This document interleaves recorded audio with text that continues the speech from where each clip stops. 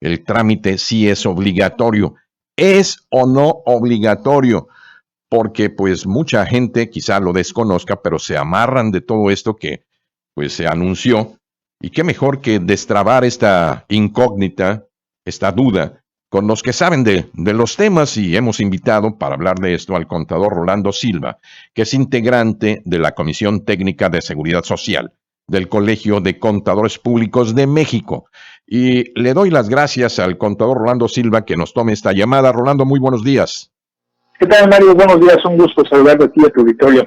A tus órdenes, por supuesto. Muchas gracias, Rolando. Pues mucha gente hoy se nos acerca como medio de comunicación para preguntarnos qué pasó realmente con esto que el sistema de administración tributaria, es decir, Hacienda, estaba diciendo que sí, que ahora había que, pues, para que te paguen es necesario tener la constancia de situación fiscal. ¿Se eliminó completamente o sigue vigente? Ok, aquí es importante, María, hacer una separación.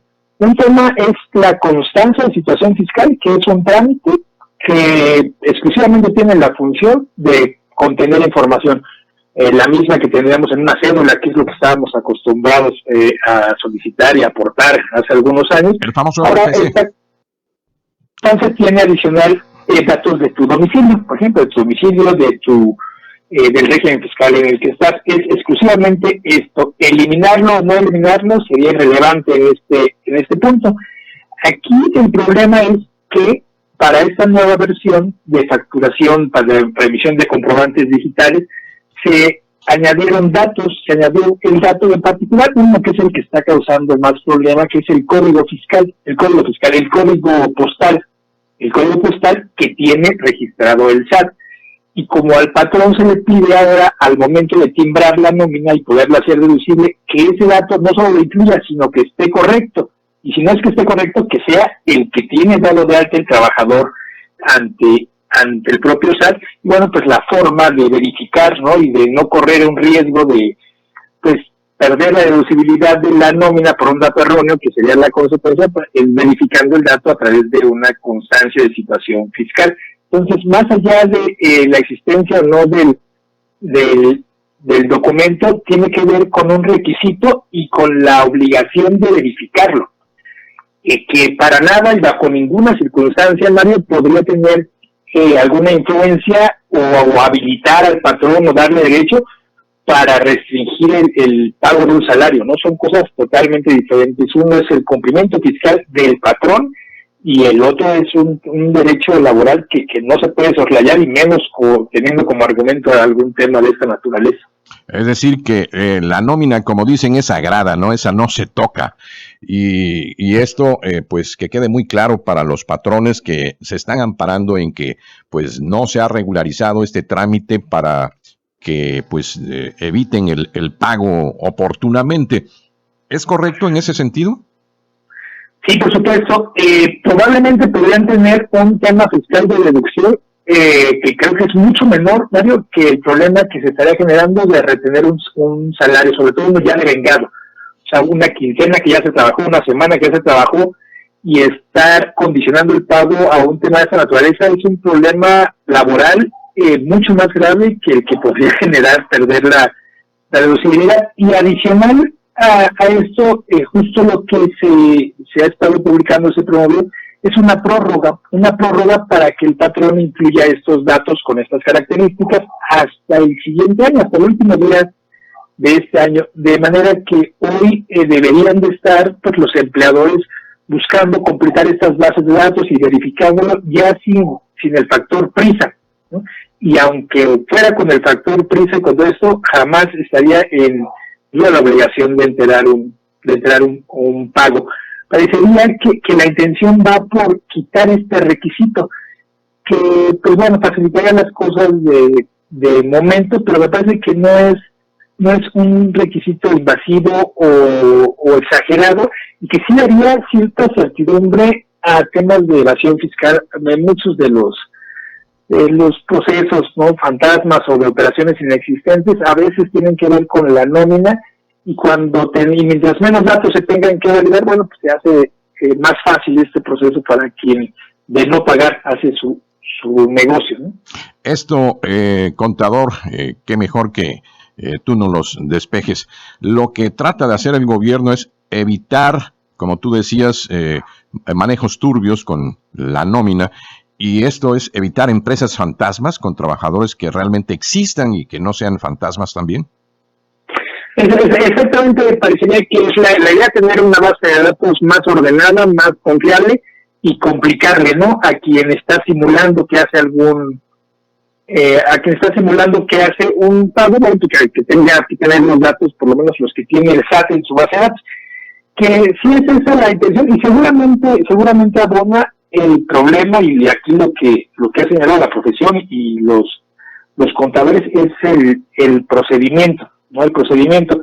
Seguramente habría mecanismos más fáciles para que quien tiene registrado a un trabajador pues tenga acceso a estos datos, y no así que se haga esta triangulación de yo se lo pido al trabajador, o sea, el SAT me lo pide a mí, yo se lo pido al trabajador se lo pide al SAT, el SAT no se lo puede dejar y regresamos, que parece que era en el espiral en el que nos estábamos encerrando, y justo pues en pleno repunte de pandemia.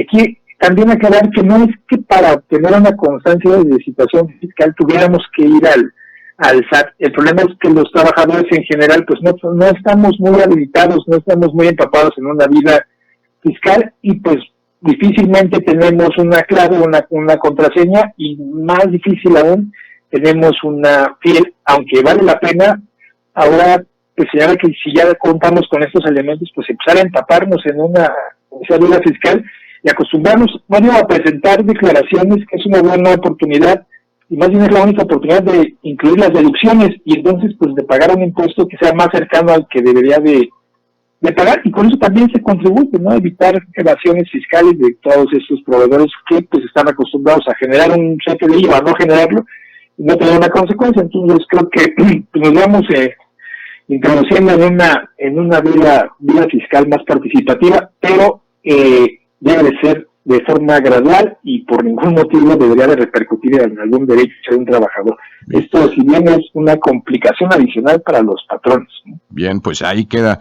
Aquí tenemos algunas preguntas de la audiencia. Enrique, tienes algunas preguntas para el contador Rolando Silva, que para aquellas personas que nos acaban de sintonizar, es integrante de la Comisión Técnica de Seguridad Social del Colegio de Contadores Públicos de México. Enrique, te escuchamos. Sí, bueno, ya había una pregunta del auditorio, ya con la última respuesta del contador más o menos quedó contestada. Quedó contestada justamente, pero yo tengo otra justo ahora en el marco de la visita del presidente Andrés Manuel López Obrador a los Estados Unidos.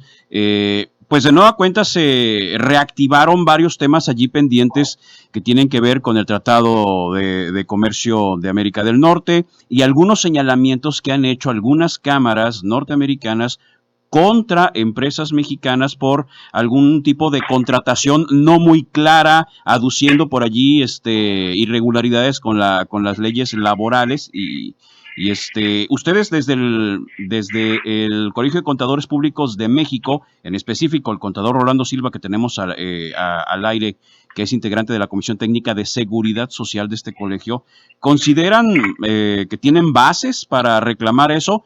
¿Y qué les gustaría a ustedes que se precisara de mejor manera en esa relación para que también los contadores pues tuvieran un trabajo más acorde dentro de este tratado con los Estados Unidos? Sí, con mucho gusto, Enrique.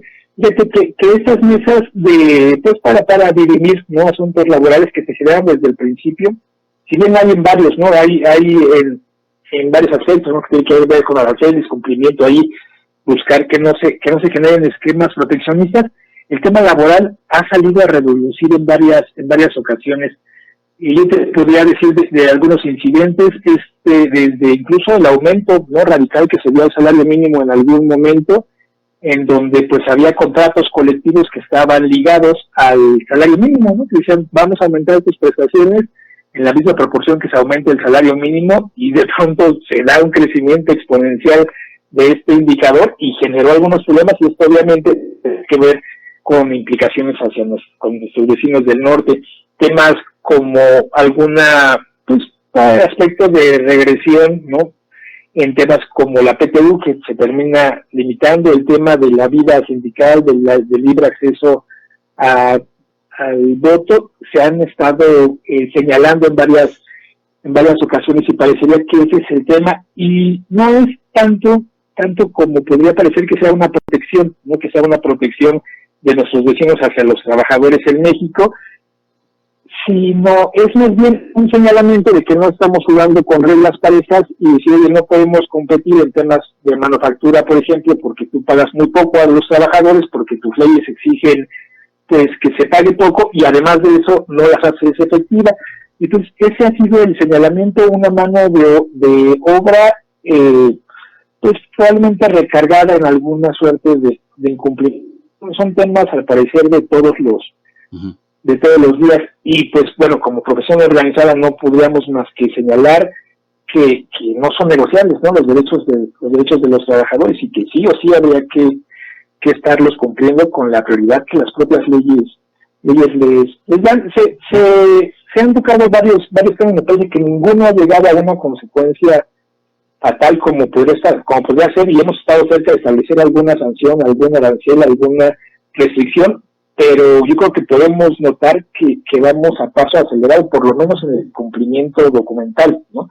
Ya traemos norms adicionales, tenemos en proceso todo este tema de la liberación de la vida sindical, de la reimplementación de justicia laboral que cambia de forma radical, y en parte todo esto atiende a poder dar el perfil que necesitamos para seguir participando, ¿no? en las mismas condiciones con este y con otros tratados que Bien, bueno, pues muchísimas gracias, contador Rolando Silva, integrante de la Comisión Técnica de Seguridad Social del Colegio de Contadores Públicos de México. Agradecemos tu presencia en este espacio informativo.